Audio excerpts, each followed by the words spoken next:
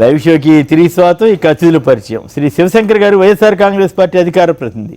శ్రీ దేవిప్రసాద్ గారు, టీఆర్ఎస్ నేత, beverages corporation chairman, అలాగే ఉద్యోగ సంఘాల గౌరవ అధ్యక్షులు. శ్రీమతి రవళి గారు, కాంగ్రెస్ పార్టీ అధికార ప్రతినిధి. శ్రీ పి రఘురామ్ గారు, భారతీయ జనతా పార్టీ అధికార ప్రతినిధి, ఢిల్లీలో ఏపీ వ్యవహారాల పర్యవేక్షకుడు. ఇక ఒకసారి చర్చలోకి వెళ్ళడానికి ముందుగా ఆసక్తికరంగా ఉంది, చంద్రబాబు గారు ఇట్లాంటి వింత స్టేట్మెంట్లు ఎందుకు చేస్తున్నారో అర్థం కావడం లేదు. ఇంతకుముందు సముద్రాన్ని కంట్రోల్ చేస్తామని, తుఫాన్లు పక్కకు పంపించామని చెప్పిన ఆయన ఏకంగా ఇప్పుడు రాజధానిలో ఏసీ సరఫరా చేస్తామంటున్నారు ఇంటింటికి, అక్కడ గ్యాసు కరెంటు ఇస్తామంటున్నారు. ఆల్రెడీ అవన్నీ ఉండాలి కదా, మరి ఏమిటి అర్థం కావట్లేదు. ఒకసారి ఆయన ఏమన్నారో చూసి ఆ తర్వాత చంద్రబాబు గారు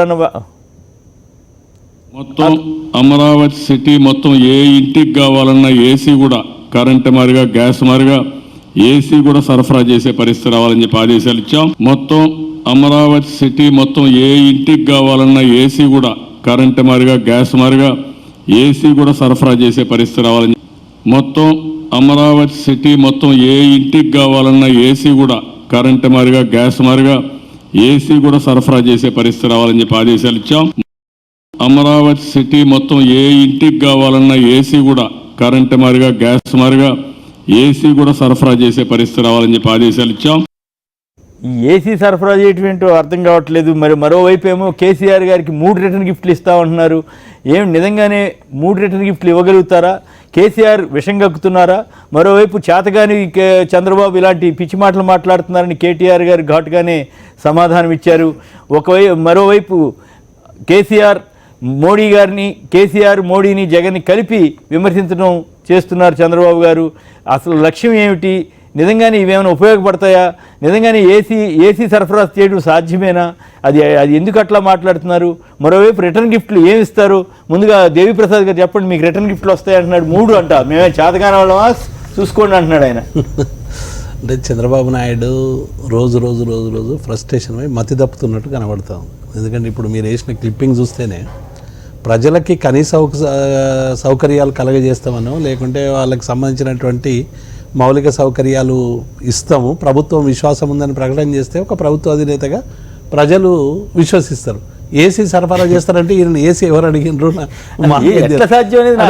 అది అంటే అది మొత్తం ఏదో ఇప్పుడు మనం అమరావతి అంతా కూడా ఏ సమస్యలు లేనటువంటి ఒక మహానగరంగా అప్పుడే రూపుదిద్దుకున్నది అనేటువంటి పద్ధతి, ఏసీ ఒకటే తక్కువైనట్టు ఆయన మాట్లాడడం అనేటువంటిది. ఇవాళ ఫెడరల్ ఫ్రంట్ గురించి కూడా కేవలం ఒక ప్రాథమిక చర్చలకే ప్రకంపనలు సృష్టిస్తుంది.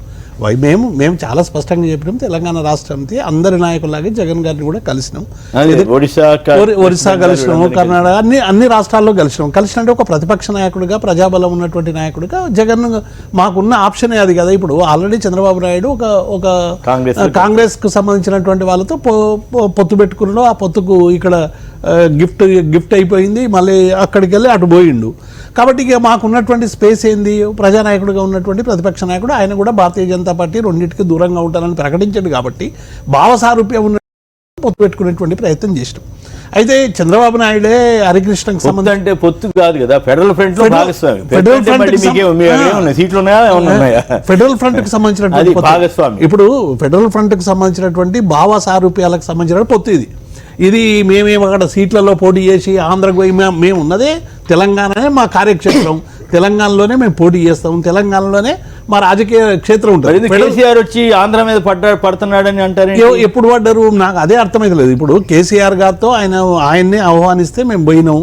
అప్పుడు అమరావతి శంకుస్థాపనకు సంబంధించి శిలాఫలకం మీద పేరు కూడా వేయించుకున్నాడు. ఇవన్నీ అనేక సందర్భాల్లో మొన్న హరికృష్ణకు వచ్చినప్పుడు మీతో పొత్తుంటే బాగుంటుందని చెప్పి ఆయన్నే ప్రతిపాదనలు తీసుకొచ్చిండు. దాన్ని మేము తృణీకరించిన తర్వాత ఇప్పుడేమో జగన్ గారితో కేవలం ఫెడరల్ ఫ్రంట్కి సంబంధించినటువంటి ప్రాథమిక చర్చలు మొదలు పెడితేనే ఆయన గగ్గోలు పెట్టేటువంటి ప్రయత్నం చేస్తున్నారు. ఇంకొక వైపు ఏం చేస్తా ఉన్నాడంటే ఆంధ్రప్రదేశ్కి ఏదో కేసీఆర్ గారు అడ్డుపడుతున్నారని, పోలవరం ప్రాజెక్టు నిర్మాణం కాకుండా చూస్తున్నాడని, లేకుంటే ఆయనకు సంబంధించినటువంటి భూములకు సంబంధించిన వ్యవహారంలో అసలు కేసీఆర్ గారు, తెలంగాణ రాష్ట్ర సమితి, తెలంగాణ ప్రభుత్వం ఏ ఒక్క చిన్న సమస్యనైనా ఆంధ్రప్రదేశ్ ప్రభుత్వానికి సంబంధించినటువంటి అడల్ క్రియేట్ చేసిందా? పైగా చంద్రబాబు నాయుడు ఇక్కడ ప్రజాస్వామ్యబద్ధంగా ఎన్నికైనటువంటి ప్రభుత్వాన్ని కూల్చేటువంటి ప్రయత్నం చేసిండు ఓటుకు నోటు ద్వారా. అది అందరికి కూడా జగమెరిగిన సత్యం. ఆయన కోవట్లను ప్రవేశపెట్టి ఇక్కడ రకరకాల పద్ధతులు చేసి తెలుగుదేశం పార్టీలో ఉండంగా చేసేటువంటి పనులు సరిపోక మళ్ళీ కాంగ్రెస్ పార్టీలో కోవట్లను పెట్టి వాళ్ళ ద్వారా కొన్ని పనులు చేయించామని అనేక కలలు కానీ భగ్నం. రేవంత్ రెడ్డి ఇంకెవరు? ఇప్పుడు తెలుగుదేశం పార్టీలో రేవంత్ రెడ్డి చేయలేనటువంటి పనులు కాంగ్రెస్ లో చేరి చేయొచ్చు, వయా కాంగ్రెస్ చేయొచ్చు అనేటువంటి కలలు కానీ కొంతమందిని పంపించారు. ఎందుకంటే నేను ఎందుకంటున్నానంటే రేవంత్ రెడ్డి గారు చెప్పిన సమాధానం ఏంది, నాకు మొత్తం జీవితకాలం అంతా కూడా ఆయన ఆరాధ్యుడు, నేను చంద్రబాబు నాయుడు ఏమనను, ఆయన నాకు భిక్ష పెట్టిండు, జీవితకాలం ఆయన పంచను ఉంటా అని మాటలు మాట్లాడుతూ చెప్పిండు. కాంగ్రెస్ విధానం నచ్చి నేను వస్తున్నా అని ఒక్క మాట రాహుల్ గాంధీ విధానాలు నచ్చో, లేకుంటే ఇందిరాగాంధీ విధానాలు నచ్చో, లేకుంటే ఉత్తమ్ కుమార్ రెడ్డి రాహుల్ గాంధీని అసలు ఏ ఒక్క మాట మాట్లాడలేదు. చంద్రబాబు నాయుడే నాకు సర్వస్వం అని చెప్పి కాంగ్రెస్ పార్టీలోకి చేరిండ్రు. కాబట్టి డెఫినెట్ గా ప్రజలు కాంగ్రెస్ వాళ్ళు అసలు వాళ్ళని తిట్టినా ఫీల్ అవ్వట్లేదు, రేవంత్ రెడ్డిని చంద్రబాబు తిట్టినా ఫీల్ అవరు, రేవంత్ రెడ్డి కన్నా కూడా ఫీల్ అవరు వాళ్ళు. కాంగ్రెస్ పార్టీకి ఉండేటువంటి అదొక బలహీనత అనొచ్చు, బలం అనొచ్చు. కాబట్టి కాంగ్రెస్ పార్టీకి పొత్తు పెట్టుకొని రకరకాల ఈ ప్రాంతానికి సంబంధించినటువంటి అనేక విషయాల పట్ల, మా కాళేశ్వరం పట్ల కావచ్చు, పాలమూరు డిండి పట్ల కావచ్చు, హైకోర్టు విభజన వల్ల కావచ్చు, అనేక సమస్యలు ఆ ప్రాంతానికి సంబంధించినటువంటి క్యారీ చేయడానికి చర్చలు పరిష్కారం అయితే చర్చలు జరిపేటువంటి ప్రయత్నం కూడా చేయలేదు. కాబట్టి ఇవాళ ఏదో మేము అక్కడ ఏదో రాజకీయాలు చేస్తాము, ఏదో గద్దల్లా వాళ్ళతో అసలు రాబందే ఆయన, ఇంకా గద్దలు వాళ్ళేటువంటి అవకాశం ఎక్కడుంది? ఇవాళ ఆయన సివిసి రావద్దంటాడు, సిబిఐ రావద్దంటాడు. ఏది అసలు ఆంధ్రప్రదేశ్ అనేటువంటిది ఒక ద్వీపకల్పం, ఈ ద్వీపకల్పానికి నేను మహారాజును, ఇక్కడ ఎవరు కూడా ఎంట్రీ కావడానికి వీలు లేదనేటువంటి ఒక ఫ్యూడల్ కల్చర్ను ప్రవేశపెట్టేటువంటి ప్రయత్నం చేస్తూ ఉన్నాడు. కాబట్టి ఇటువంటి వాటిలో చంద్రబాబు నాయుడు డెఫినెట్గా మేము మా ప్రత్యామ్నాయ రాజకీయాలు ఆయన గిఫ్ట్, ఇంకొక గిఫ్ట్ అక్కర్లేదు. ఎందుకంటే రెండు జాతీయ పార్టీలకి ప్రత్యామ్నాయంగా మేము ఎదగదలుచుకున్నాం, ఆ ఎదుగుదలే ఆయన గిఫ్ట్ గా ఇవ్వబోతా ఉన్నాం. ఆయన ఆల్రెడీ కాంగ్రెస్ ఎంచుకున్నాడు కాబట్టి ఇంకేదో పెద్ద సరుకు చూపిస్తారేమో జనమంతా అనుకుంటున్నారు. జనమంతా అనుకునేది ఇప్పుడు ఆంధ్రప్రదేశ్ ఇప్పుడు దాకా మోడీ గారి ఆయన దగ్గర సరుకు లేదని తెలిసింది, మీ దగ్గర కూడా సరుకు అయిపోయింది అనమాట. కొమ్మినేని గారు ఇప్పుడు ఆయన ఇస్తాడు. కొమ్మినేని గారు ఆంధ్రప్రదేశ్ కు ప్రత్యామ్నాయ రాజకీయాలు ఏంటి? ప్రత్యామ్నాయ రాజకీయాలు ఏంటంటే చంద్రబాబు వ్యతిరేక రాజకీయాలు, ప్రత్యామ్నాయ రాజకీయాలు. ఆ మాత్రం అయితే మీరేలు చేసేదే ఉంది అక్కడ, జగన్ గారు చూసుకుంటాడు కదా. డెఫినెట్ గా మీరేలు చేసేదే ఉందండి అక్కడ, జగన్ గారు చూసుకుంటారు కదా. ఏం చేస్తాం మేము? ఓట్లు వేపిస్తామా? కొమ్మినేని గారు ప్రత్యామ్నాయ రాజకీయం మేమేం ఓట్లు వేపియ్యం, మేము పోయాం ప్రచారం చెయ్యం, మీ బ్రహ్మదేవుడిగా మారారు కదా అని అది అడుగుతుంది. ఇప్పుడు కేసీఆర్ కనబడితేనే ఆయనకు ప్రకంపనలు తలెత్తున్నాయి. ఎక్కడ ఇప్పుడు ఆంధ్రకు సంబంధించిన ఓటర్లందరూ కూడా జిహెచ్ఎంసీ ఎన్నికల్లో కానీ మొన్న అసెంబ్లీ ఎన్నికల్లో కానీ పోలరైజ్ అయి చంద్రబాబును ఎట్లా ఓడగొట్టినరో అందరికి కూడా తెలిసిన సత్యం. రేపు ఆ పోలరైజ్ అక్కడ కూడా అవుతుంది అనేటువంటి భయపడతా ఉన్నాడు ఆయన. ఆ భయానికి అర్థం అది. కాబట్టి మా గిఫ్ట్లు ఏంది, ఏమైతాయి రేపు ఎన్నికల తర్వాత చూడండి. రైట్. రామిరెడ్డి గారు విశాఖపట్నం, చెప్పండి. చంద్రబాబు గారు 3 రిటర్న్ గిఫ్ట్లు ఇస్తారంటున్నారు. దేవిప్రసాద్ గారు అసలు నువ్వు మా ప్రభుత్వాన్ని కోల్చడానికి ప్రయత్నం చేసి మా ప్రభుత్వం మీద పడి నువ్వు మా మీద ఆరోపణ చేస్తావేంటని అంటున్నారు దేవిప్రసాద్ గారు, మీరేమంటారు? పెద్దలకన్నా నమస్కారం సార్. నమస్కారం, మాట్లాడండి సార్. 3 గిఫ్ట్లు కాదు కదా, ఎన్ని గిఫ్ట్లు ఇచ్చినా సరే ఇక్కడ కుదరవు సార్. ఆంధ్రప్రదేశ్ లో కేసీఆర్ గారికి అట్లా గిఫ్ట్ ఇచ్చారు కాబట్టి అక్కడ గెలిచారు. తెలంగాణ కాంగ్రెస్ తో పొత్తు పెట్టుకోబట్టి కాంగ్రెస్ పొందవలసిన ఓటు బ్యాంక్ కూడా ఈ చంద్రబాబు నాయుడు గారు తగ్గిపోయింది. అది కాంగ్రెస్ గెలిపించగలిగి అక్కడ కేసీఆర్ గారు మంచి గిఫ్ట్. ఎందుకంటే వాళ్ళు అక్కడ చేసిన అభివృద్ధి వల్ల అక్కడ కేసీఆర్ గారు గెలిచారు. ఇక్కడ ఆంధ్రప్రదేశ్ వస్తే జగన్మోహన్ రెడ్డి గారిని ఈసారి ఆపడానికి ఎన్ని గిఫ్ట్లు ఏ చేసిన చంద్రబాబు నాయుడు ఇంకా వచ్చే పరిస్థితి లేదు సార్. మరి ఏమిటా ధైర్యంగా చెబుతున్నాడు? విచిత్రంగా ఒకటేమో ఆయన వింతగా మాట్లాడుతున్నారు, ఏసీ సరఫరా చేస్తాను అందరికీ అని. ఇంకోటేమో ఈయన నేను కేసీఆర్కే 3 గిఫ్ట్లు ఇస్తాను, నేనేం చేతగాని వాడినా అంటాడు. ఏమిటి ఈ రెండింటి మధ్య నాకైతే పొంతన కుదరట్లేదు, మీరేమంటారు? సార్ చెప్తాను కదా, ఆయనకు ఒక ఏజ్ వయసు పెరిగిన తర్వాత ఆయనకి కొద్దిగా మైండ్ కొద్దిగా తేడా వచ్చిందంటారా? పూటగా మాట రోజుకో మాట మాట్లాడతాడు. ఏసీలు ఇస్తాడా ఆంధ్రప్రదేశ్ ఇంకా ఏసీలు ఇస్తాడు. కేసీఆర్ గారు ఎట్ట ఎదుర్కొంటాడు ఆ 3 రిటర్న్ గిఫ్ట్లు? ఆయన ఆల్రెడీ గెలిచి కూర్చున్నాడు, మరి ఇంకేమి రిటర్న్ గిఫ్ట్లు ఇస్తాడు అర్థం కాదు. కేసీఆర్ ఏం చేయగలరు? చంద్రబాబు నాయుడు గారు కేసీఆర్ ఏం చేయగలరు సార్? ఏం చేయలేడా? ఓకే, శివశంకర్ గారు. ఇప్పుడు మన ఏసీకి అమరావతికి అంతా ఏసీ సఫరా అంటున్నారు కదా, ఆయన పిచ్చి మాటలు బాగుంటున్నారు. అది ఎట్లుందంటే ఆయన ఏదైనా కూడాను తనకు తాను ఒక ఊహించుకుంటాడు. ఏదో ఒక సినిమాల్లో ఏదో చంద్రస్వామి ఎవరో ఉంటారు, మొత్తం కళ్ళు మూసుకుంటా పంటలు పండాలి అంటే మొత్తం పంటలు పండేట్లు పండిపోతాయి ఇలా అనేసి ఉదుగు తుఫాన్ వచ్చింది, ఇలా డైవర్ట్ చేశాము, ఇక్కడ నుంచి ఒడిశాకు పంపించేసాము, తిత్లీ వచ్చింది, మధ్యాహ్నం ఆపేసి పంపించాను వెనకాల, సత్యనాథలను తీసుకెళ్ళి నేను మైక్రోసాఫ్ట్లో కూర్చున్నాను. ఇదంతా ఈయనకు ఇలా బాలకృష్ణ ఇలా బావమర్దికి తేడా ఏంటంటే ఆయనకి సర్టిఫికెట్ ఉంది, మెంటల్ సర్టిఫికెట్ అని కేరళ ఇచ్చారు ఇంతకుముందు. ఈయనకు సర్టిఫికెట్ లేనటువంటి మెంటల్ అనేసి ఇచ్చిన తర్వాత మరి హిందూపూర్ ప్రజలు ఎట్ట గెలిపించారు? అదే తర్వాత వచ్చేసి బాగైంది అది అన్నారు, ఈయనకు బాగా లేదు వచ్చేసి ఇంకోటి. సో అట్లాగా ఎవరికి పిచ్చివాగుడు ఏంటంటే అసలు అది అసలు సమస్యలు ఏమున్నాయి దాని గురించి ఏంటి అనేది ఆలోచించకుండా ఒకటి అసలు హైపోథెటికల్గా ఆలోచనలు రావడం ఏంటి ప్రజాస్వామ్యంలో ఏంటది అసలు హైపోథెటికల్గా? ఇంకోటి 3 గిఫ్ట్లు అంటున్నారు కదా, 3 గిఫ్ట్లు ఆయన ఇచ్చేది ఏముండదండి. ఆంధ్రప్రదేశ్ రాష్ట్ర ప్రజలు అనేది ఒక పొలిటికల్ రిటైర్మెంట్ అనేటువంటి గిఫ్ట్ ఇవ్వబోతున్నారు ఆయనకు. అయ్యా వయసు పెద్దవాడివి, గౌరవంగా వెళ్ళి కూర్చో, ఆ కేసులు అవి చూసుకో, నువ్వు చేసిన అవినీతి ఇదంతా కూడా చూసుకో, నీ కొడుకుని ఎవరు కాపాడలేరు, ప్రజాస్వామ్యంలో ప్రజల చేత నువ్వు వ్యవస్థలు మేనేజ్ చేయొచ్చు, లేదా పొలిటికల్ పార్టీలను మేనేజ్ చేసుకోవచ్చు, కానీ ప్రజాస్వామ్యంలో ప్రజలను మేనేజ్ చేయలేవు. 2004 తీర్పు 2009 తీర్పు తర్వాత విచ్చలవిడినటువంటి బ్రహ్మాండమైన తీర్పు అయిపోతున్నారు. ఇంకోటి ఇదంతా కూడా 3 గిఫ్ట్లు ఇదంతా ఎందుకు ఇంత హులక్కి? ఒకటి ఇక్కడ వచ్చేసి జరిగినటువంటి కేటీఆర్ గారు వచ్చారు, వాళ్ళ యొక్క ఫెడరల్ ఫ్రంట్ అని తీసుకున్నారు. ఫెడరల్ ఫ్రంట్ అనేది ఒక పొలిటికల్ ఫోర్స్ కాదనేసి వాళ్ళు కూడా చెప్తున్నారు. రాష్ట్రాల యొక్క హక్కులు కాపాడుకోవడానికి అయితేనేమి, తర్వాత కలిసికట్టుగా ఉండి ఒక నెంబర్గా మనం ఉండేసి ఏదైనా ప్రెజర్ పెట్టితే తీసుకోవచ్చు అనుకుంటున్నారు. ఉదాహరణ తర్వాత ఇందిరాగాంధీ టైం తర్వాత 30 సంవత్సరాల దగ్గర ఏ ప్రభుత్వం కూడాను సింగిల్ లార్జెస్ట్ పార్టీ రాలేదు, అంటే ఫుల్ మెజారిటీతో. ఈరోజు బీజేపీ. సో మధ్యలో ఏం జరిగినాయి, ఇంతకుముందు ఉండేటువంటి ఒక ఫుల్ ఫోర్స్లో, ఎందుకంటే ప్రజలకు అర్థం కావాలంటే చెప్తున్నానండి, ఏదైనా కూడా 356 ఆర్టికల్ ఎన్నిసార్లు ప్రయోగించారు, తర్వాత వచ్చేసి ఏ రాష్ట్రం పడితే ఆ రాష్ట్రంలో వాళ్ళు జోక్యం చేసుకుని ఎంత జరుగుతున్నాయి, తర్వాత వచ్చేసి ఈ ఫెడరల్ అంటే ఈ రాష్ట్రాల యొక్క ప్రాంతీయ పార్టీల యొక్క పాత్ర ఎక్కువ చేసి ఆ కేంద్ర ప్రభుత్వంలో వీళ్ళందరి యొక్క ప్రోత్సాహంతో ఏర్పడిన తర్వాత 356 ఆర్టికల్ ఏ విధంగా తగ్గిపోయింది ఉపయోగించడం, అంటే రాష్ట్రాల మీద పెత్తనం చెలాయించడం అయితేనేమి. తర్వాత 13వ ఫైనాన్స్ కమిషన్ ప్రకారం ఎంత ఉందంటే 32% ఉండేది రాష్ట్ర ఫోర్స్ వల్ల యూపీఏ 2లో భయపడి కామన్ మినిమం ప్రోగ్రాంలో 42% రాష్ట్రాలకు రావడము, ఈ విధంగా రాష్ట్రాలకు చేకూరుతుంది మన అనేసి వాళ్ళు వచ్చి కలవడం జరిగింది. అది కూడా జగన్ గారిని ఒక్కరిని కలవలేదు, మొత్తం పక్కనటువంటి నవీన్ పట్నాయక్ గారు, ఎవరైతే పోలవరం గురించి లేఖ రాశారో, పోలవరం అడ్డుకుంటున్నారో నవీన్ పట్నాయక్ గారు, ఎవరైతే చిత్తూరు జిల్లాలో కుప్పం పాలారు డ్యామ్ కట్టిస్తుంటే ఆ డ్యామ్ను అడ్డుకుంటున్నటువంటి స్టాలిన్ గారు, చంద్రబాబు కలిసిన వాళ్ళు వీళ్ళంతా కూడాను వీళ్ళు కలిశారు. అంటే చంద్రబాబు కుమారస్వామి ఆల్మట్టి డ్యామ్ పూర్తిగా వెళ్ళేసి ఆంధ్ర ఇప్పుడు కృష్ణా నది ఆయకట్టు వచ్చేసి క్వశ్చన్ మార్కులో పడుతుంది. చంద్రబాబు కలిసిన వాళ్ళు అందరూ కలిశారు, అందరూ కలిసింది. వీళ్ళు వచ్చేసి కేటీఆర్ ఒకటే ప్రపోజల్ పెట్టారు, మాది ఒకటే చెప్పాము. ఎక్కడ ఏ ప్లాట్ఫామ్ తీసుకున్నా కూడాను ప్రత్యేక హోదా వస్తేనే మనం విచ్ఛిన్నమైన రాష్ట్రానికి అనేసి దానికి వాళ్ళు మద్దతు ఇస్తామన్నారు. పొలిటికల్ గా ఎక్కడ వాళ్ళకి ఏమీ లేదు, ఆంధ్రప్రదేశ్ లో లేదు. ఒకటి స్ట్రాంగ్ గా చెప్తున్నాము, 175 నియోజకవర్గాల్లో మేము 25 పార్లమెంట్ స్థానాల్లో పోటీ పెట్టబోతున్నాము, ఎక్కడా కూడా ఎవరితో కూడా పొత్తు పెట్టుకోము అని క్లియర్ గా చెప్తా ఉంటే ఈయన ఉలిక్కి పడేసేసి ఏదో జరిగిపోతుంది, ఏదో బ్రహ్మాండం బద్దలైపోతా ఉంది అనేటువంటి ఆయన. కేసీఆర్ తోటి వల్ల మీకు నష్టం జరుగుతుందా?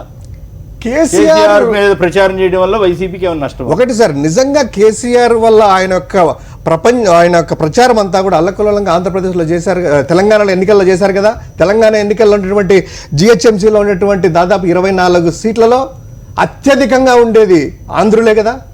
ఇట్ కుడ్ బి సెటిలర్స్, ఎవరైతే ఆంధ్రులే కదా. ఆంధ్రుల యొక్క గౌరవానికి ఏదన్నా భంగం కలిగితే ఆంధ్రులందరూ కూడాను తన యొక్క వజ్రాయుధాన్ని మననే కేసీఆర్ మీద వేసేవాళ్ళు కదా. జనరల్గా ప్రతి ఒక్కరు ఆలోచించాలి విషయం. ఇంకొకటి వీళ్ళు ఏదో వచ్చేసి ఎట్లా అంటే ఒక తానా బజార్ అనేసేటువంటి ఒక ప్రతి ఒక్క మీడియాతో ప్రచారం ఎలా చేస్తున్నారంటే, ఇప్పుడు తను చేసినటువంటి అభివృద్ధి ఏమీ లేదు, రాజధాని ఏమీ లేదు, పోలవరం ఏమీ లేదు, ఇదంతా మాయ చేసేసి కేవలం సెంటిమెంట్ మీద ఓట్లు జరిపిస్తాము, ఎన్నికలు నడిపిద్దాం అనేటువంటి పన్నాగంలో ఉన్నారు. కామన్ ప్రజలు ఎలా అయ్యారంటే ఈరోజు నిజంగా అలాంటిదైతే, అలాంటి సెంటిమెంటే ఉంటే ప్రతి పల్లె నుంచి అండి, ఇప్పుడు నేను చెప్పడం కాదు, ప్రతి పల్లె నుంచి ఆంధ్రప్రదేశ్లో 10 నుంచి 15 మంది ఉద్యోగం కానీ ఇంకోటి కానీ హైదరాబాద్లో ఉన్నారు. వాళ్ళకి తెలియదా ఆంధ్రలో నిజంగా మాకు అన్యాయం జరుగుతూ ఉంది, తెలంగాణలో కేసీఆర్ లేకుంటే ఇలా చేస్తున్నారు, చంద్రబాబు అనేటువంటి సెంటిమెంట్ నిజంగా రగిలితే అక్కడ ప్రజలందరికీ ఆయనే టీఆర్ఎస్ తో పొత్తు పెట్టుకోవడానికి. ఇంకోటి సార్, ఇంకోటి చిన్నగా జనాలకి ఎట్లా మాయ చేస్తుంటే 1 minute, ఈయనేమో హరికృష్ణ శవం సాక్షిగా అక్కడ పెట్టుకుంటాడు పొత్తు పెట్టుకోవడానికి. నిన్న కూడా నిస్సిగ్గుగా నిన్న అమరావతిలో డే బిఫోర్ ఎస్టర్డే విలేకరులు అడిగితే చెప్తారు అవునండి ప్రయత్నం చేసిన ఆయన రాలేదు రాష్ట్రాల యొక్క కలిసి ఉందామనేసి. లేదు సార్ మొన్న ఇది కేటీఆర్ కలిసిన తర్వాత విలేకరులు అడిగినటువంటి ఎక్కడ నారావారిపల్లెలో జరిగినటువంటి ప్రెస్ మీట్ లో రోజు చెప్పాడు. ఇంకోటి ఇదే చంద్రబాబు నాయుడు గారు ఇదే ఉమా వీళ్ళందరూ కూడా ఓనేసి ఒక 40-50 మంది ప్రెస్ మీట్లు పెట్టింటారు. వాళ్ళకి ఇదే ఉమా మరి ప్రోటోకాల్ అనేటువంటిది దుర్గగుడిలోకి వెళ్తే ఒక ఈవో చూసుకుంటారు. ప్రోటోకాల్ను కూడా పక్కన పెట్టి మంత్రి గారు వచ్చేసి ఎక్కడ కేసీఆర్ కాలు కింద పెడితే ఆయన పాదాలకు ఏదైనా అవుతుంది అనేసి రెడ్ కార్పెట్లు వేసి తీసుకుని వెళ్ళారే అప్పుడు పౌరుషం ఏమైందంటే బాబు. ఇంకోటి ఇదే పరిటాల కుమారుడి పెళ్లికి వెళ్తే యనమల రామకృష్ణుడు నిస్సిగ్గుగా లైటర్ వెలిగించి సిగరెట్ కలిసి వెలిగించారు. అన్ని టీవీల్లో వచ్చింది. ఇక్కడ అమరావతికి లేదు పరిటాలు అక్కడ కూడా పయ్యావుల కేశవ ఇద్దరు సిగరెట్ వెలిగించేశారు. ఎవరు యనమల రామకృష్ణ లైటర్ తీసుకొని కేసీఆర్ నోట్లో ఉంటే సిగరెట్ అంటించారు. మొత్తం ఫ్లెక్సీలు పెట్టి భారీ ఎత్తున వేశారు. అంటే అప్పుడు పాపము గౌరవం లేదు అంతా మన భంగం కలిగింది అన్ని తిట్టాయని ఇట్టారు. ఇంకోటి కోదండరాము గారు నిన్న పోలవరానికి అగెనెస్ట్ గా పిల్లేసేసి అంతా పోరాడుతా ఉంటే అదే కోదండరాము సంకలో ఎత్తుకుని నిలవేసి మొత్తం పోటీ పెట్టుకుని ఎన్నికల్లో పొత్తు పెట్టుకున్నారు. ఈ రోజు చెప్తున్నాము ఆంధ్రప్రదేశ్ ప్రయోజనాలకు ఎవరు భంగం వాటిల్చినా కూడాను దాన్ని అడ్డుకోవడంలో మొదటి పాత్ర మన వైఎస్ఆర్ కాంగ్రెస్ పార్టీదే జగన్ గారిదే ఉంటదనేసి కరాఖండిగా చెప్తా పార్టీతో పొత్తు పెట్టుకోమండి సింగిల్ గా పోతాము. అపోహలు అనేది కేవలం చంద్రబాబు ఎన్నికల్లో భయపడడానికి ఏంటనేది నా ప్రశ్న. లక్ష్మీనారాయణ గారు కనిగిరి నుంచి చంద్రబాబు గారు కేసీఆర్ గారిని వార్నింగ్ ఇస్తున్నారు. నీకు రిటర్న్ గిఫ్ట్లు 3 ఇస్తానంటున్నారు. నిజంగానే ఇవ్వగలిగే పరిస్థితిలో చంద్రబాబు గారు ఉన్నారా? అక్కడ ఉన్న పెద్దల ముందుగా నమస్తే అండి. సార్ ఈ రోజు చంద్రబాబు నాయుడు గారు అన్న మాటలు ఆయన ఇంతకు ముందు చాలా మాటలు అంటాడు. ఆయన ఇచ్చేది లేదు ఏం లేదండి. ఆయన అన్న ఉద్దేశం ఏంటంటే జనరల్ గా తెలంగాణలో మొన్న ఎలక్షన్ లో ఈ టీడీపీ తెలంగాణ లేనటువంటి పార్టీ ఒక నీచమైన పొత్తు కాంగ్రెస్ పెట్టుకొని కేసీఆర్ మీద అంత ఘోరంగా విమర్శలు చేసినటువంటి చంద్రబాబు నాయుడు గారు ఆ మాటను ఉద్దేశించి కేసీఆర్ గారు అన్నారండి. అన్నదానికి వీళ్ళు టీడీపీ వాళ్ళు ఏం మాట్లాడాలో తెలియక భయంతో డిఫెన్స్ లో పడి ఏదో ఒక మాట అంటే సరిపోద్దులే దాన్ని పట్టుకొని చంద్రబాబు నాయుడు గారు ఒక మాట అంటే దాన్ని పట్టుకొని ఊగులాడతారండి టీడీపీ వాళ్ళు. ఏదో ఒక మాట అంటే సరిపోద్దులే దాన్ని పట్టుకొని కాలం గడిపేసి విమర్శలు చేసిన ఉద్దేశంతో ఆయన అన్నారండి. అదే దాని వల్ల ఇచ్చేది లేదు చేసేది లేదండి. కేసీఆర్ గారు ఏదంటే అది చేస్తారండి. ఆయన చేసి చూపిస్తారు కూడా. అది నెంబర్ 1. ఇంకోటి ఏంటంటే నెక్స్ట్ విషయం అండి, మొన్న జగన్మోహన్ రెడ్డి కానీ కేటీఆర్ కలిస్తే దాన్ని ఘోరంగా ఏదేదో జరిగిపోతుంది. ఇంకేముంది ఆంధ్రప్రదేశ్ కేసీఆర్ వచ్చేసారు కూర్చున్నారు విజయవాడ అమరావతిలో అన్నట్టు చేస్తున్నారండి. ఇక్కడ ఒక విషయం గుర్తుంచుకోవాలండి. అది జనరల్ గా చంద్రబాబు నాయుడు గారు మన ఎలక్షన్ లో పొత్తు పెట్టుకోవడానికి రెడీ అయ్యారండి. అప్పుడు ఆయన పొత్తు పెట్టుకున్నప్పుడు చంద్రబాబు కేసీఆర్ వ్యాఖ్యలు ఏదైతే ఇప్పుడు టీడీపీ వాళ్ళు చెప్తున్నారో శబ్ద మాటలో తిరుపతి రాజు అన్నారు, ఆంధ్ర టీడీ రాజు అన్నారని. అప్పుడు చంద్రబాబు నాయుడు గారు టీడీపీ పొత్తు పెట్టుకున్నప్పుడు కేసీఆర్ వ్యాఖ్యలు వేద వాక్యాలు వేయండి. అది కనీసం ఆంధ్ర ప్రజలు అర్థం చేసుకుంటారని ప్రజలందరూ అదే ఉద్దేశంతో ఉన్నారు. వాళ్ళకి తెలుసండి చంద్రబాబు నాయుడు టీడీపీ అప్పుడు పొత్తు పెట్టుకుంటే వారి కేసీఆర్ వ్యాఖ్యలు వేద వాక్యాలని. ఇప్పుడు జగన్మోహన్ రెడ్డి గారితో కేసీఆర్ కలిసి పొత్తు కాదండి. అది కేవలం సెంట్రల్ లో మీ యొక్క సపోర్ట్ కావాలి. కేవలం సపోర్ట్ కోసం అడిగారు. జనానికి అర్థమవుతుంది అంటారు మొత్తం మీద. రైట్. ప్రకాశం జిల్లా నుంచి రామకృష్ణ గారు నమస్కారం. మాట్లాడండి. హలో. అక్కడ ఉన్న పెద్దలందరికీ సంక్రాంతి శుభాకాంక్షలు. నమస్కారం. మాట్లాడండి. ఇక్కడ కేసీఆర్ గారు గిఫ్ట్ చంద్రబాబు నాయుడు ఇచ్చేది ఏంది? అన్యాయం గిఫ్టే కదా, ఏది దోపిడీ గిఫ్టే కదండి సార్ ఇచ్చేది కేసీఆర్ గారికి. అట్లాగా 3 గిఫ్ట్లు ఇస్తానంటున్నాడు కదా చంద్రబాబు గారు. ఆ గిఫ్ట్లు ఇవ్వాల్సిందే కదా సార్. ఎట్లా ఇస్తారు? ఆయన కేసీఆర్ గారు తీసుకుంటాడు అంటే నాకు అర్థం కాదు. 3 ఏంటి ఇచ్చేది? ఆంధ్ర రాష్ట్రంలో జరిగింది దోపిడే కదా. ఓకే. ఆయన దృష్టిలో ఏంటంటే స్టీఫెన్సన్ రేవంత్ రెడ్డితో పంపించాడు సూట్ కేసు, అలాంటి 3 సూట్ కేసులు వెళ్తాయేమో. రైట్. రఘురామ్ గారు చెప్పండి, ఏమిటి ఇదంతా?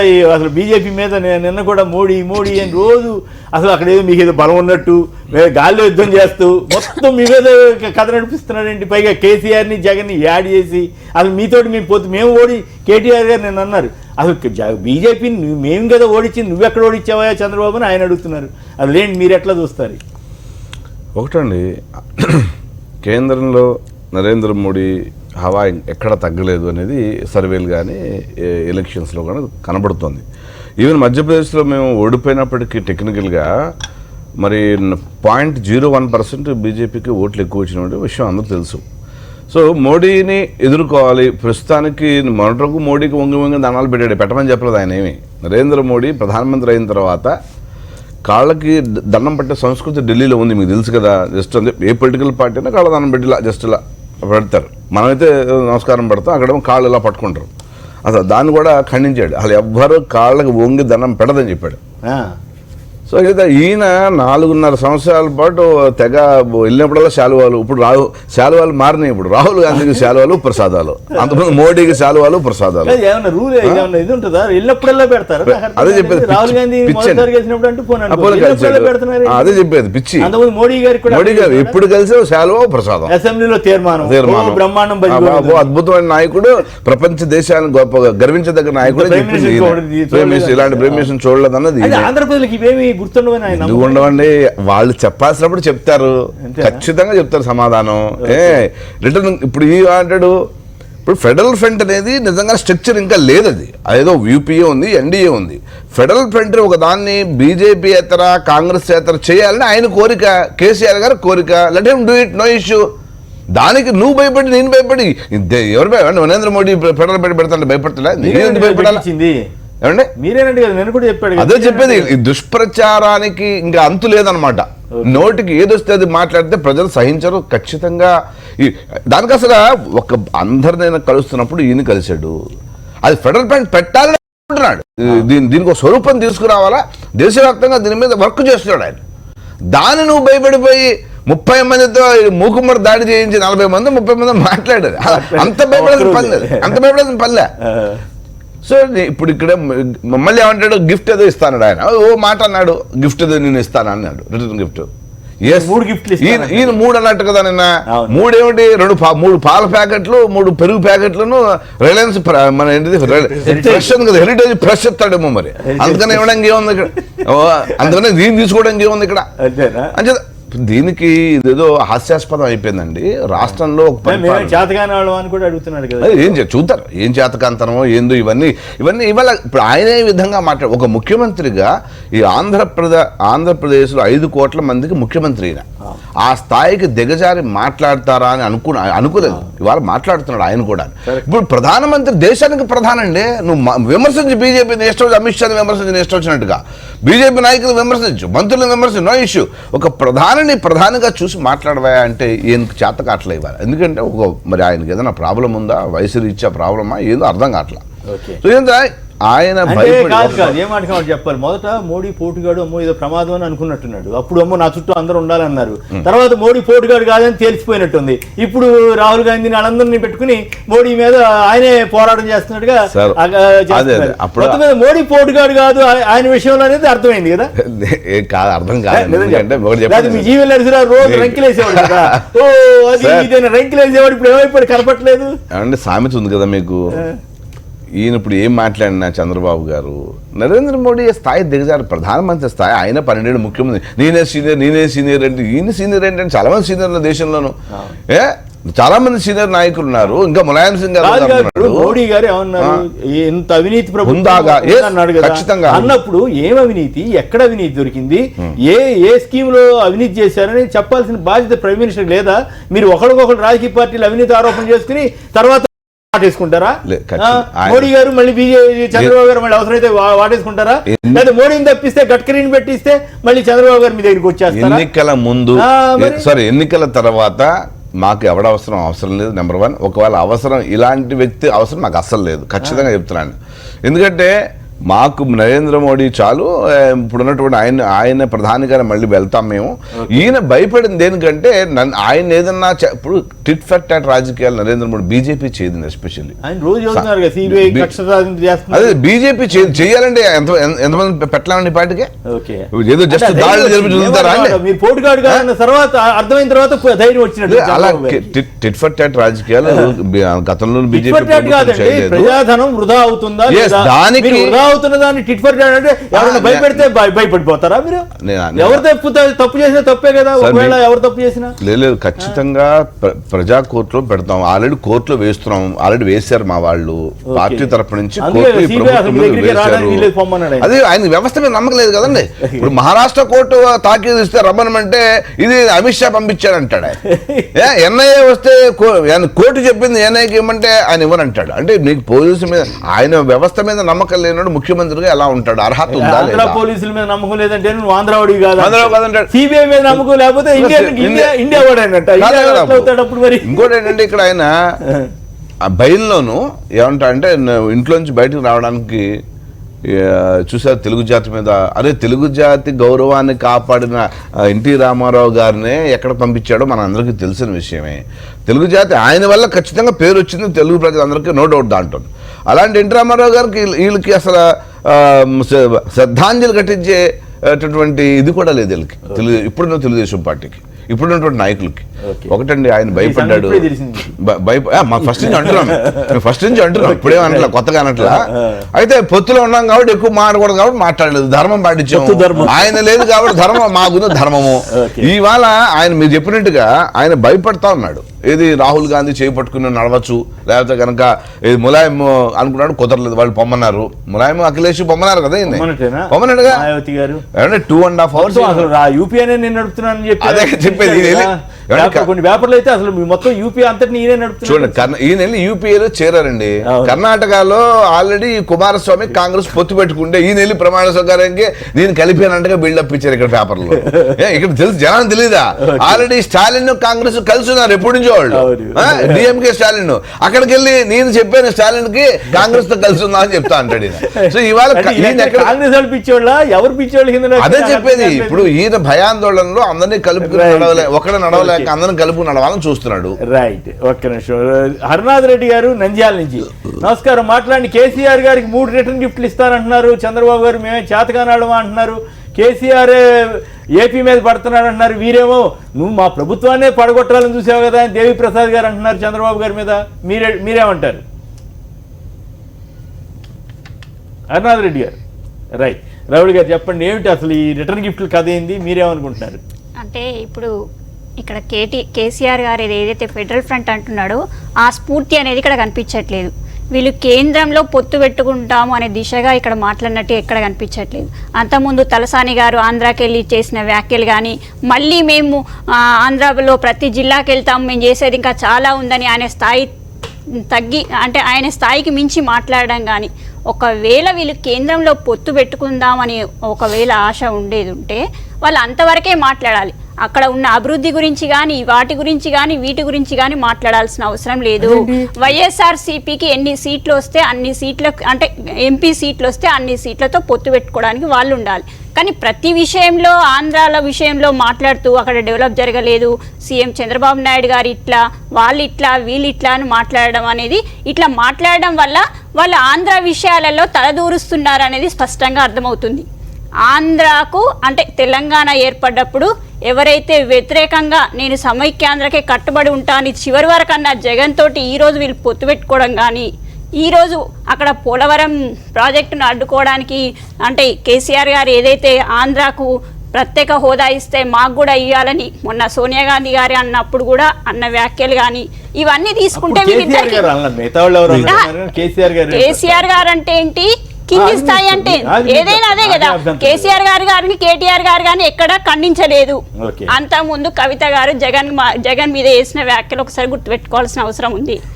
ఇట్లాంటి అవినీతి పరుణ్ణి మా తెలంగాణ జైల్లో పెడితే ఇక్కడ భూములు కూడా కబ్జా చేసే అవకాశం ఉంటుంది, ఇట్లాంటి తీసుకోవద్దు అన్నారు. మరి ఆ వ్యాఖ్యలు ఎట్లా మర్చిపోయి ఈ రోజు పొత్తు పెట్టుకుంటున్నారు అంటే ఇవన్నీ అంటే $4.5 కోట్లు తిన్నది సోనియా గాంధీ. ఆంధ్రప్రదేశ్ను కట్టబట్టలతో వదిలేసి ఈ రాష్ట్రానికి దుర్మార్గం చేసిందే కాంగ్రెస్ అని అన్నది. పొట్టగొట్టి మర్చిపోతారు. రాహుల్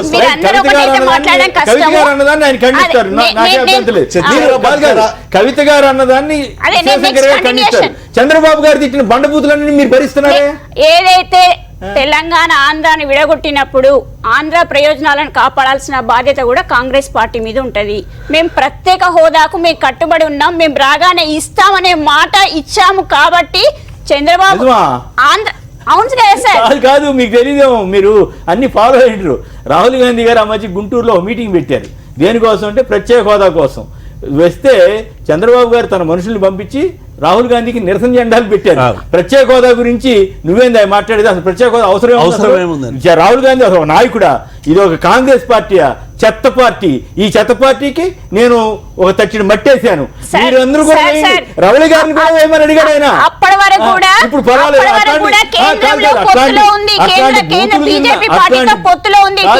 అట్లాంటి బూతులు పలికిన చంద్రబాబు గారు ఇప్పుడు మీకు ఆత్మీయుడు అయిపోయాడు. ఇప్పటికి కూడా రాష్ట్రంలో మచ్చేయమంటాడు, ఢిల్లీలో పూలు వేయమంటాడు. చంద్రబాబు నాయుడు గారు మాకు ఆత్మీయులు కాదు, ఆంధ్ర ప్రజలు ఆత్మీయులు. ఆంధ్ర ప్రజల ప్రయోజనాలను కాపాడడం కోసం కాంగ్రెస్ పార్టీ అనేది అక్కడ పనిచేయడానికి సిద్ధంగా ఉన్నది. ఈ రోజు ఇక్కడ మేము పొత్తు పెట్టుకున్నది ఎందుకంటే ఇక్కడ కూడా ఇప్పుడు ఏదైతే కేసీఆర్ గారు చెప్తారు పక్క రాష్ట్రాలతో మంచిగా ఉండాలి, సమైక్యంగా ఉండాలి, అది ఉండాలి, ఫ్రెండ్లీగా ఉండాలన్నారు. ఈ కేసీఆర్ గారు పక్క రాష్ట్రంకి వెళ్తే వాళ్ళు ఒక గౌరవ సూచకంగా స్వాగతం పలికితే కూడా దాన్ని తప్పనుకోవడంలో మీరు మాట్లాడడం కూడా ఇప్పటివరకు మాట్లాడిండ్లు. ఈయన వస్తే సిగరెట్ వెలిగించిండు, ఈయన వస్తే ఇది చేసిండు. ఎప్పుడు అన్నారు? అప్పుడు అనలేదు. నిజంగా సిగరెట్ వెలిగించినప్పుడు ఒక్కళ్ళు అనలా. చెప్పేనండి, మీరు చెప్తారా సమాధానం? ఎప్పుడన్నా అంటే ఏంటంటే మీరే వెళ్ళేసి ఈరోజు మేము చంద్రబాబు నాయుడు వెళ్ళేసి కేసీఆర్తో పొత్తు పెట్టుకొని కాంగ్రెస్తో ఆల్రెడీ అలయన్స్ అయ్యేసి కూడాను ఆయన ప్రెస్ మీట్లు పెట్టుకొని మీ నాయకులు చుట్టూ కూర్చోబెట్టుకొని పక్కన పెట్టుకొని రాజాత రేవంత్ రెడ్డి, ఉత్తమ్ రెడ్డి, జానారెడ్డి కూర్చొని ప్రెస్ మీట్లో చంద్రబాబు మాట్లాడుతూ నేను కేసీఆర్ తో కలిసిపోదాం రమ్మని చెప్పాను, పొత్తు పెట్టుకుందాము, పొలిటికల్ కాదు కలిసి పోటీ చేద్దామంటే ఆయన తిరస్కరించాడు. తిరస్కరిస్తే దరిద్రపు మామూలు నెత్తిన పట్టింది, ఈ దరిద్రంతో అంటగాగుతున్నాము అని ప్రజలకు చెప్పుకున్నారు. జానారెడ్డి గారు అవునండి అన్నట్టు ఇట్లా, అవునా అని ఇట్లా, ఇది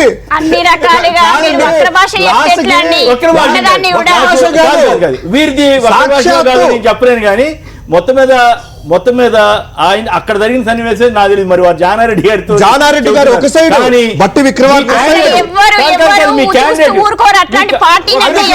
రాహుల్ గాంధీ గారే అమీర్పేట సభలో మాట్లాడుతూ చంద్రబాబు నాయుడు మొత్తం ప్రాజెక్టులన్నీ అనుకున్నాము కానీ రాహుల్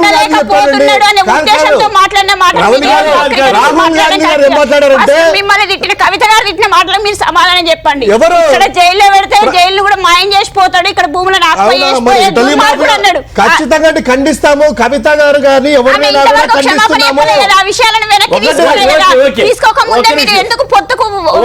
పొత్తు లేదండి, పొత్తు పెట్టుకోవాలి. మీరు కూడా భ్రమలో ఉన్నారండి చంద్రబాబు నాయుడు మాటలతోనే. పొత్తు లేదండి బాబు, పొత్తు లేదమ్మా. మీరు అడిగారు చేతులు ఎత్తేసి కేసీఆర్ గారిని మీరు కేసీఆర్ గారు శరణు కోరుతున్నారు. మీరు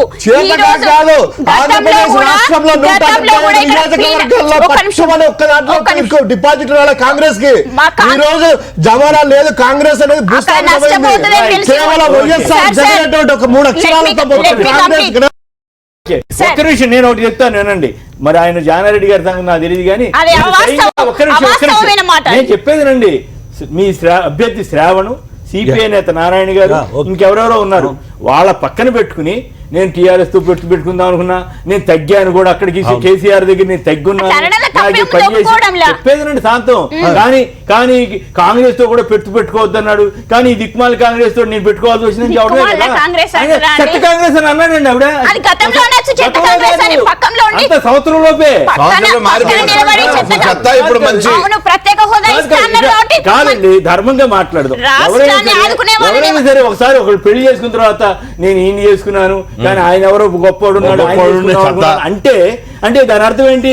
అంటే కాంగ్రెస్ వాళ్ళని అంటే మీరేం ఫీల్ అవ్వద్దు, నాకేం అభ్యంతరం లేదు. మేము ఫీల్ అవ్వండి, మాకు అవమానం భరించడం మాకు అలవాటేనండి. మమ్మల్ని చెత్త కాంగ్రెస్ అన్నా, మమ్మల్ని ఇంకా 4.5 లక్షల కోట్లు మా తిన్నదన్నా మేమేం పట్టించుకోమండి అంటే నాకే. మీ క్యాండిడేట్ శ్రవణ్ని పక్కన పెట్టుకుని ఇవన్నీ మాట్లాడాడు. నేను కావాలంటే ఆ విజువల్ వేస్తా. పబ్లిక్ మీటింగ్ ఇప్పుడు అదొక్కటే కాదు కొమ్మినేని గారు, వీళ్ళందరినీ పక్కకు కూర్చొని పెట్టి హైదరాబాద్ నిర్మాణమే నాది, ఈ హైదరాబాద్ అభివృద్ధి చేసింది నేను, కాంగ్రెస్ పాత్ర ఏమీ లేదు అని చెప్తే నోరు మూసుకున్న నాయకుల గురించి ఏం మాట్లాడారు? ఇప్పుడు ఇష్యూ ఏంటంటే కేసీఆర్ గారికి చంద్రబాబు గారు ఏ రకమైన రిటర్న్ గిఫ్ట్ ఇస్తారో దాని మీద చెప్పండి. ఇప్పుడు ఈయన ఏ రకమైన రిటర్న్ గిఫ్ట్ ఇస్తా అన్నాడో అదే ఉద్దేశంతో ఆయన ఇక్కడ ఈయన ఆల్రెడీ గెలిచి కూర్చున్నాడు. ఈయన గెలిచి కూర్చోవడం కాదు, నాకు ఆయన చేసిన సాయానికి మూడు గిఫ్ట్లు, Modi gift, Jagan gift, KCR gift ఇస్తాను. రిటర్న్ గిఫ్ట్ అనుకుంటుండే ఆయన మతించి భ్రమించింది కొమ్మినేని గారు. ఆయన మాటలు ఇలా ఏం మాట్లాడుతుండో ఆయనకు అర్థమైతే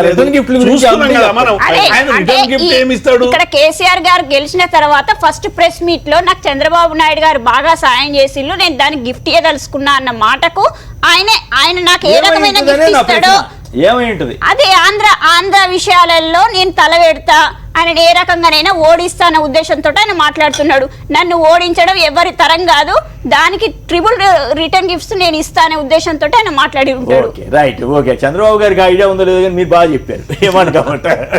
రైట్. హరినాథ్ రెడ్డి గారు నంద్యాల నుంచి. హరినాథ్ రెడ్డి గారు నమస్కారం, మాట్లాడండి. సార్ నమస్కారం. సార్ నమస్కారం, మీరేమంటారు చెప్పండి. హలో నమస్కారం. మాట్లాడండి ప్లీజ్. మాట్లాడాలా మీరు టీవీ తీసుకుంటే నాయకులు లీడర్స్ వేరే, మేనేజర్స్ వేరే. ఇప్పుడు రాజశేఖర రెడ్డి గారు తీసుకోండి, జగన్మోహన్ రెడ్డి గారు తీసుకోండి, కేసీఆర్ గారు తీసుకోండి, వీళ్ళు leader. Chandrababu Naidu manager, is not the leader. ఎప్పుడు తన సొంత బలముతో అధికారంలోకి వచ్చిన దాఖలాలు లేవు. కేసీఆర్ గారు ఒక పార్టీని పెట్టి తెలంగాణ సాధించిన గొప్ప నాయకుడు. ఈవెన్ దో నేను నంద్యాల ఆంధ్రప్రదేశ్ కి చెందిన వాడినైనా కూడా కేసీఆర్ ని చాలా గౌరవిస్తాను. ఎందుకంటే is a genuine leader. Chandrababu Naidu ఏమి ఇస్తాడు సార్ ఆయన గిఫ్ట్? చంద్రబాబు నాయుడు గిఫ్ట్ తీసుకోవడమే కానీ ఇచ్చే సమస్య అంత చరిత్ర అంత సీన్ లేదు. ఇతను జనాలతో మానసికంగా మేనేజ్ చేసే ఒక దాని ఏమంటారు భయపడే వ్యక్తి చంద్రబాబు నాయుడు.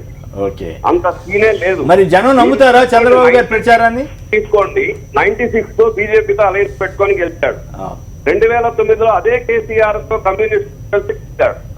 2014లో మళ్ళీ బీజేపీతో ఇప్పుడు మళ్ళీ కాంగ్రెస్ తో కలుస్తున్నాడు. కేసీఆర్ గారు అంత ముందు తిట్టాడు, ఏది అంత ముందు తిట్టినారు. వీళ్ళు చెప్తున్నవన్నీ కూడా 2009 ఎన్నికల ముందు చెప్పిన వాటిని అప్పుడు వదిలేశారు. రైట్. శాంతిరాజు గారు కర్నూలు నుంచి. శాంతిరాజు గారు నమస్కారం, మాట్లాడండి. సార్ నమస్తే. సార్ నమస్తే, మాట్లాడండి ప్లీజ్. సార్ నమస్తే. సార్ కేసీఆర్ గారికి 3 రిటర్న్ గిఫ్ట్లు ఇస్తానంటున్నారు చంద్రబాబు గారు, ఏమై ఉంటాయి? సార్ మన సీఎం గారు సార్ చంద్రబాబు నాయుడు గారు తెలంగాణలో పోయి సార్ అవును సార్ ఎన్నికల్లో సార్ మాట్లాడాడు కదా సార్ ఇంతకు ముందు. అవును, అక్కడ వెళ్ళి సార్ ఇక్కడ ఎందుకు ఆయనకు భయం వస్తుంది సార్? ఇప్పుడు ఎందుకు భయపడుతున్నారు మీరు చెప్పండి, మీరేమనుకుంటున్నారు? అదే సార్ ఆయనకి ఈ రోజు తన ప్రభుత్వం కూలిపోతుందనే భయం మాత్రమే ఉందని నేను అంటున్నాను సార్. ఓకే, జనంలో ఎట్లాంటి ఫీలింగ్ ఉంది? కేసీఆర్ గారు ఆంధ్రాకు వస్తే ఏమన్నా నెగిటివ్ అవుతుందా, పాజిటివ్ అవుతుందా? ఎవరికైనా సరే ఫెడరల్ ఫ్రంట్ కి ఉపయోగం జరుగుతుందా లేదా? మీరేమనుకుంటున్నారు? సార్ ఫెడరల్ ఫ్రంట్ గురించి కేసీఆర్ గారు ఆలోచిస్తున్నారు కదా సార్, అదేం తప్పేం లేదు సార్ దాని విషయంలో. సో జనం మరి చంద్రబాబు గారు రెచ్చగొడుతున్నారు కదా, ఆంధ్ర తెలంగాణ మధ్య తగాదా పెట్టాలని రకరకాల. ఇక్కడికి వచ్చాము జై తెలంగాణ అన్నాడు, అది వేరే విషయం. అక్కడికి వెళ్ళాము అసలు తెలంగాణ ఏంటి డ్యామ్ డూమ్ అని అంటున్నట్టుగా మాట్లాడుతున్నారు కదా, మరి జనం దేన్ని నమ్ముతారు? సార్ కాకపోతే సార్ తన తప్పుల వల్లే తను కప్పుపుచ్చుకోవడానికి మాత్రమే సార్, అంతేనా? ప్రజల మధ్యలో మాట్లాడుతున్నారు సార్ అట్లా. ఓకే, జనం మరి వాస్తవాలు ఏది వాస్తవం ఏది కాదో తెలుసుకునే పరిస్థితిలో ఉన్నారా? ఖచ్చితంగా ఉన్నారు సార్. ఖచ్చితంగా ఈసారి జగన్ ప్రభుత్వం ఖచ్చితంగా వస్తుంది సార్. Right, okay. ఇప్పుడు ఒక చిన్న విరామం తర్వాత లైవ్ షో కొనసాగుతుంది.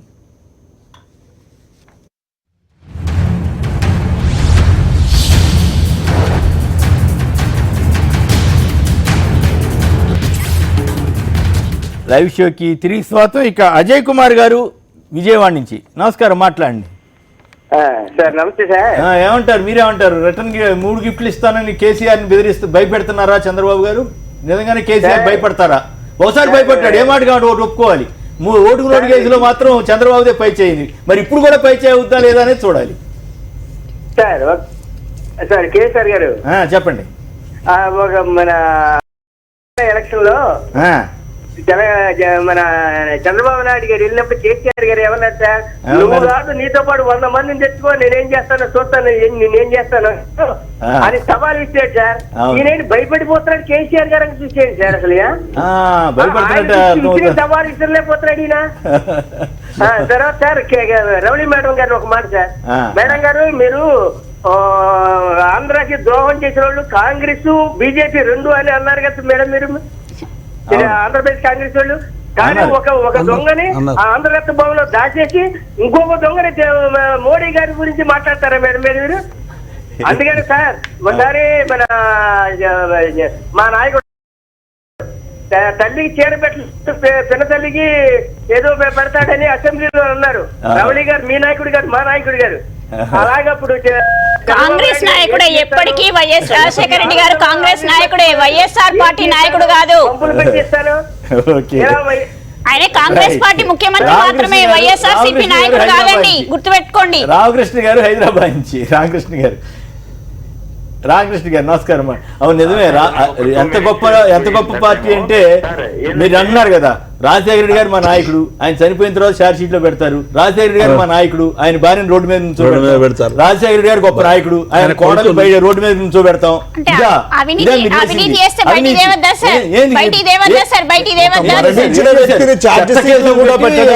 మీరు పని కట్టుకుని కేసులు పెట్టించి తెలుగుదేశం చెత్త కేసులే, మరి ఎందుకు ఇప్పటి వరకు మీరు అంటున్నారు కదా, మీ మాట ప్రకారమే అంటున్నారు. వైఎస్ఆర్ ముఖ్యమంత్రిగా ఉన్నప్పుడు అవినీతి కనిపించలేదా? అప్పుడు సోనియా గాంధీ గారు కళ్ళు మూసుకుంటున్నారా? సోనియా గాంధీ గారు ఎక్కడ కళ్ళు మూసుకున్నారనే గాని ఏ టైంలో బయటికి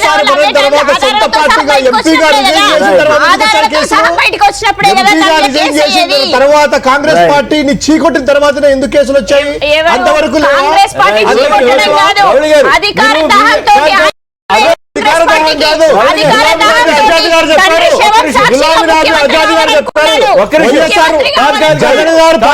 ముఖ్యమంత్రిని చేసే వాళ్ళం అనేసి శివశంకర్ గారు అధికారం కాదు. శివశంకర్ గారు అంటే రౌళి గారు అసలు కాంగ్రెస్ కంటే కొంచెం ఎక్కువ ఆవిడ బీజేపీ నుంచి వచ్చి కొత్త కాంగ్రెస్ మీద కాస్త ఎక్కువ చూపిస్తారని ప్రయత్నం చేస్తున్నారు. నిజంగా కాంగ్రెస్ ఎవరికి ఏం లేవు మనకు తెలుసు, వాస్తవాలంటే తెలుసు. మీరు బీజేపీలో ఉన్నారు కాబట్టి మీకు తెలియదు. కాబట్టి ఆ రోజుల్లో వైఎస్ఆర్ గారిని కానీ వైఎస్ఆర్కి మీద ఆరోపణ చేస్తే సోనియా గాంధీ మీద ఆరోపణ చేసినట్టు కాదా? సోనియా గాంధీకి సంబంధం లేకుండా రాజశేఖర రెడ్డి గారు చేస్తాడా? చేసినట్ల ఆ మాత్రం ఇంగిత జ్ఞానం మీకు లేదా? మరి ఆయన తప్పు చేయనప్పుడు ఆయన కొడుకు తప్పు చేస్తున్నట్ల మరి సోనియా గాంధీ మీరు చెప్పండి, సోనియా గాంధీ కూడా తప్పు చేసినట్టు చెప్పండి. అబ్బాయి మాకు తెలీదు ఇవన్నీ ఎందులే, ఇవన్నీ అనవసరమైన విషయాల్లోకి వెళ్తారు.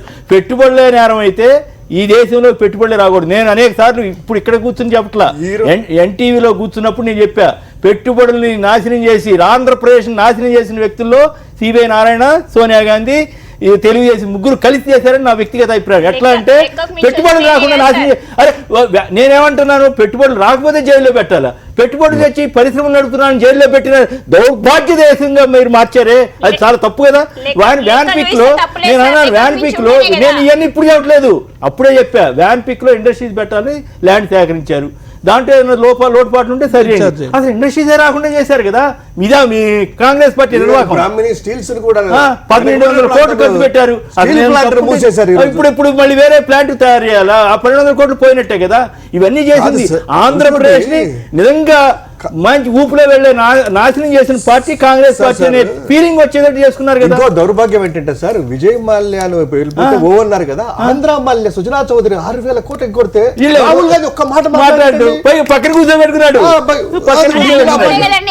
సుజనా చౌదరి ఒక మాట మాట్లాడలేదు.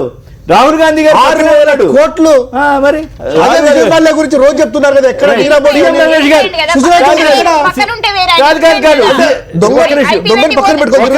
సీఎం రమేష్ గారి మీద 100 కోట్లు దొరికింది అన్నారు కదా, ఆయన ఎక్కడున్నాడు? సోనియా గాంధీ గారి పక్కన ఉన్నారు. సోనియాకి ఇటు సైడ్, రాహుల్ ఒక సైడ్.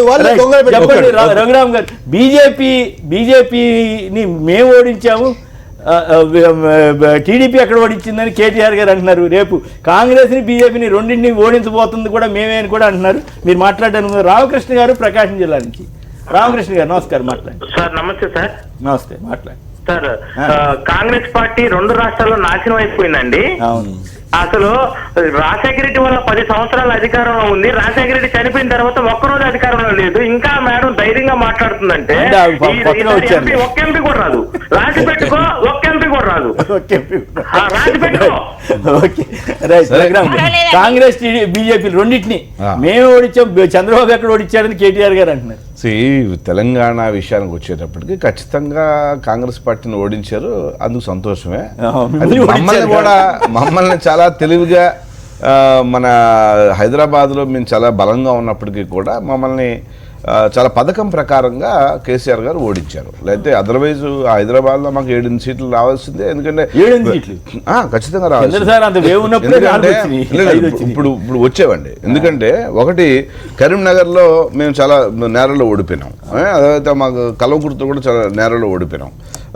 అది ఇప్పుడు మీకు రామచంద్రారెడ్డి గారు ఉన్నారు, ఇప్పుడు చింతల రామచంద్ర, అరే చాలా మంచివాడిని ఓడిపోయాడానికి మన జనం అంతా. కిషన్ రెడ్డి 1000 ఓట్లతో దగ్గర ఓడిపోయాం. అంటే మా స్ట్రాటజికల్ గా అంటే ఇక్కడ స్ట్రాటజికల్ గా మమ్మల్ని ఓడించడంలో సఫలీకృతమైన మాట వాస్తవం. అయితే ఇది తెలంగాణ ఒక 17 పార్లమెంట్లకు సంబంధించిన విషయమే కాబట్టి ఆయన ఏదన్నా ఆయన ఒక జ్యూరిడిక్షన్ లో ఆయన ఏదైనా చేయొచ్చు. ఎందుకంటే ఒక బలమైన నాయకుడికి ఎదిగాడు కాబట్టి కాంగ్రెస్ లో ఆయనకి సమానంగా ఎవరిని చూడలేకపోయారు ప్రజలు. అది 10 మంది కొట్టుకున్నారు వీళ్ళు, ఏం కాకుండానే సీఎం నేను కొట్టుకున్నారు. మాకు కూడా ఒక బలమైన ఫేస్ జాతీయ స్థాయిలో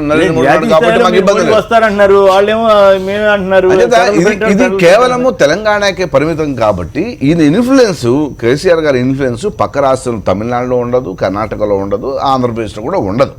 సో అంచేత ఇప్పుడు ఆంధ్ర ప్రజలు కూడా కేసీఆర్ గారికి ఓటేశారు. ఇందాక మొత్తం మిత్రుడు చెప్తున్నాడు, ఇక ఖచ్చితంగా వేశారు. ఎందుకంటే చంద్రబాబు కాంగ్రెస్తో కలవడం ఇష్టం లేక అందరూ ఒక పక్కన కొట్టేశారు. బీజేపీ సింపథైజర్లు కూడా కొట్టేశారు. దాంతో నష్టం జరిగింది, బీజేపీ కూడా నష్టం జరిగింది. ఇది అంత కోపం ఉంది. అంటే మనం గెలవడం సరే పక్కన పెట్టు, ముందర వీళ్ళ గెలవకూడదు, వీళ్ళు రాకూడదు ఉద్దేశంతో ఆంధ్ర ప్రజలు కొట్టారు. రేపు ఆంధ్ర కూడా అదే, చంద్రబాబు గారు కాంగ్రెస్తో వెళ్తే ఇప్పుడు ఆయన మెల్లిగా దూరం అవ్వాలని చూస్తున్నాడు. ఆంధ్రప్రదేశ్ కొద్దిగా కాంగ్రెస్ పక్కన పెడతాను, కమ్యూనిస్టులు పవన్ దగ్గర ఓటింగ్ ఉంది కదా, వెళ్ళి మెల్లిగా. అందుకనే మొదటి పవన్, జగన్, మోడీ అన్నాడు. ఇవాళ పవన్ పక్కన పెట్టి జగన్, కేసీఆర్, మోడీ అంటాడు. నిన్న కూడా మీరు అన్నది కరెక్ట్. స్వరం మార్చి కాంగ్రెస్ అని పేరు చెప్పకుండా విభజనలో దగాపడ్డాం. దగా చేసింది ఎవరు? అదే చెప్పేది. ఇంకోటి ఇక్కడ ఆయన స్పోక్స్ పర్సన్స్ కానీ తెలుగుదేశం నాయకులకి మన ఇన్స్ట్రక్షన్స్ ఇచ్చాడు ఈయన. ఒక 10 రోజులు అవుతుంది. ఏమనంటే, బాబు మీరంతా పవన్ ఏమనద్దు, మోడీని, కేసీఆర్ని తిట్టండి, శుభ్రంగా తిట్టండి, జగన్ అలాగే తిట్టాలా, ప్రతిపక్షం కదా జగన్ అంచేత బీజేపీని టార్గెట్, జగన్ టార్గెట్. అక్కడ ఏముంది, మొత్తం అంతా కలిసి 4 ఎమ్మెల్యేలు, 2 ఎంపీలు. ఈసారి గెలుస్తారో లేదు తెలియదు. ఈ గాలి యుద్ధం చేసినట్టు చంద్రబాబు గారు మీ మీద యుద్ధం చేస్తున్నాడు ఏంటి అర్థం కావట్లేదు. అంటే దేశ స్థాయిలో ఏమైనా ఉపయోగం జరుగుతుంది? ఆయనకి ఏం ఉపయోగం జరగదండి. ఒకటి పెద్దలు చెప్పినట్టుగా, దేవిప్రసాద్ గారు చెప్పినట్టుగా కొద్దిగా కొద్దిగా అటు ఇటు అయినట్టు ఉంది. నెంబర్ 1 బీజేపీ ఆంధ్రప్రదేశ్ లో బలంగా అవుతుంది. వాళ్ళు నిన్న కూడా మన మీటింగ్ లో అద్భుతంగా, కడప మీటింగ్ లో చాలా బ్రహ్మాండంగా జరిగింది. మరి అద్భుతం లేదు, కడపలో మేము అంత పెద్ద మీటింగ్ పెట్టండి. ఇప్పుడు రాజకీయ పార్టీలకు స్పష్టత లేదు కానీ ఆంధ్రప్రదేశ్లకు అందరికి స్పష్టత వచ్చింది. ఎందుకంటే మీరు కాలర్లు ఇంతమంది మాట్లాడిన సందర్భంలో కేసీఆర్ గారి పట్ల కానీ, కేసీఆర్ అనుసరిస్తున్న విధానాలు కానీ, చంద్రబాబు అనుసరిస్తున్న విధానాలు కానీ, భారతీయ జనతా పార్టీ విధానాల పట్ల కానీ ఇలా చాలా స్పష్టంగా ఆంధ్రప్రదేశ్ ఉన్నారు. ఎవరు గిఫ్ట్లు ఇస్తారు అనేది ఇక 2-3 నెలల కంటే ఎక్కువ తేలేదు అంశం లేదు. కాబట్టి ఆంధ్రప్రదేశ్ డెఫినెట్ గా ఈసారి చంద్రబాబు రాజకీయాలకు వ్యతిరేకంగా పోలరైజ్ అవుతున్నటువంటి మాట వాస్తవం. ఎందుకంటే ఇప్పుడు మేమేదో ప్రత్యేక హోదా ఇవ్వను, వాళ్ళే అసెంబ్లీలో తీర్మానం చేసినందుకు పెట్టిన వాళ్ళు మొత్తం శాసనసభని ఏమనాలి, శాసనసభ తీర్మానం చేసి ప్యాకేజ్ చాలని చెప్పినటువంటి తీర్మానం చేసిన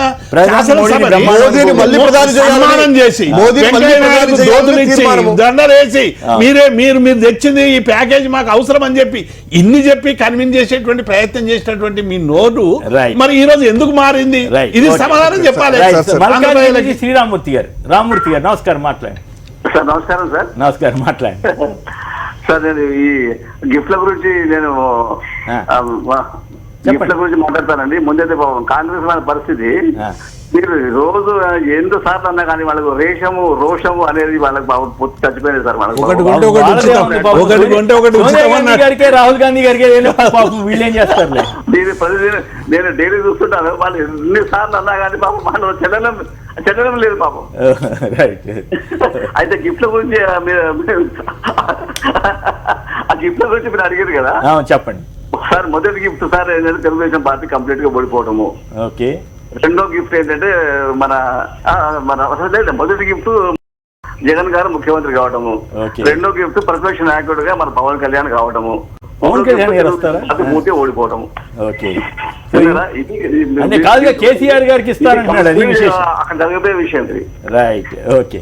ఇప్పుడు మామూలుగా సార్ చంద్రబాబుకి ఏంటంటే కనుక రెండు విధాలుగా వాళ్ళ యొక్క అనుగమించడానికి అవమానం జరిగింది. ఎట్లా అంటే ఒక అబ్బాయి ఊహించుకుంటాడు, నేను కుబేరుణ్ణి, అందగాన్ని, వీరుణ్ణి, సూర్యుని అని ఒక పెళ్లి చూపులకు వెళ్తాడు. నాదే, నన్ను ఎవరు చూసినా కూడా చేసుకుంటారో, ఏ వధువు అయినా కూడా కన్యాశుల్కం రా అంటది అనేసి. పాపం కేసీఆర్తో పొత్తున్నప్పుడు ఈయన ఏదో ఊహించుకొని, అబ్బా నా అంత సీనియర్ లేడు, వస్తాడు చంద్రబాబు కదా పొత్తుకు అనేసి కలిసి కేసీఆర్ వస్తాడని టీఆర్ఎస్కి అప్పీల్ చేశాడు పొత్తుకెళ్దామని. ఆయన చీత్కరించేసి తను ఎవరైతే నిత్యము జగన్ అనేటువంటి వ్యక్తితో భయపడుతున్నారో రాజకీయ శత్రువుకి ఆయన చెయ్యి అందించడంతో ఈయనకు ఇగో హట్టయింది. 40 ఏళ్ల సీనియర్ అందగాన్ని, వీరుణ్ణి, పరాక్రమవంతి, కుబేరుణ్ణి నన్ను రిజెక్ట్ చేస్తుందా ఆ వధువు అనేసి టీఆర్ఎస్ వధువు చేసి అట్లా ఉంది. ఇంకోటి నిన్న కూడా సార్ చాలా ఇంపార్టెంట్, ఒకటి మన కవర్ చేయాలి. దావోస్ పర్యటన రద్దు చేసుకున్నారు. ఎంత అంటే చంద్రబాబు నాయుడు ఎట్లా భయపడుతున్నా అంటే, ఒక ఎన్ఐఏ కేసులో విచారిస్తా ఉంటే తన యొక్క ఎవరైతే హర్షవర్ధన్ చౌదరి అనేటువంటి వ్యక్తి నిన్న అబ్స్కాండ్ కావడము, మళ్ళీ ఈ రోజు వచ్చారు, మొన్నటి వరకు లేరు. ఇవాళ వచ్చాడా? ఇవాళ ఏదనేసి మనం చూసే స్క్రోలింగ్ లో మనం చూస్తాం. విచారణ లేదు, నాకు యాక్సిడెంట్ అయింది, నేను వెళ్తాను, తర్వాత వస్తాను, నేను కోలుకోలేని ప్రమాదంలో జరిగినా అనేసి ఏదో ఒక స్టేట్మెంట్ ఇచ్చారంట. అంటే చంద్రబాబు నాయుడు దావోస్ పర్యటన నిజంగా రాష్ట్ర ప్రయోజనాల కోసం కదా ఈయన చెప్తున్నారు కదా, ఇన్వెస్ట్మెంట్లు తీసుకొని వస్తాం అది ఇదని ప్రతి సంవత్సరం ఈవెంట్ టికెట్లు కొనుక్కొని ప్రజలు మభ్యపెట్టి దాదాపు 16 సంవత్సరాల నుంచి ఇదే ప్రభుత్వ ఖజానా దాచుకుని ఆ వ్యక్తి దావోస్కి వెళ్లకుండా ఈరోజు రాష్ట్ర ప్రయోజనాల కోసం అని జస్ట్ చెప్పేటువంటి వ్యక్తి ఈ రోజు ఎందుకు దావోస్ పర్యటన మిత్రుడు ఎవరో రాశారు ఒక వెబ్సైట్ లో, ఇదే రద్దండి కాదు రద్దు చేసుకుంది ఎన్ఐఏ, దాంట్లో కాదు టీడీపీ సంబంధించిన కీలక నేతని ఎన్ఐఏ వాళ్ళు పిలవచ్చు, విచారించవచ్చు అని ఆయనకి ఏదో ఇన్ఫర్మేషన్ లేదా డౌట్ ఏదో ఉందంట, దానికోసం రద్దు చేసుకున్నాను కనీసం ఒక వెబ్సైట్ రాసింది. కనీసం ఇప్పటికైనా కూడా లాస్ట్ వారం రోజుల నుంచి సుజనా చౌదరి సీఎం రఘురామన్ కొంచెం అలర్ట్ చేస్తా ఉన్నాం. ఇప్పటికైనా బీజేపీ వాళ్ళు ఓటుకు నోటు కేసులాగా కాంప్రమైజ్ కాకుండా ఎన్ఐఏలో కూడా ఏమైనా మేనేజ్ చేయకుండా కొంచెం అడ్డుకుంటారని మేము కోరుకుంటున్నాం. రైట్. ఓకే. శివశంకర్ గారు, దేవిప్రసాద్ గారు, రౌళి గారు, రఘురామ్ గారు అందరికి కూడా ధన్యవాదాలు. ఇది నేటి వార్తా విశ్లేషణ కార్యక్రమం. నమస్కారం.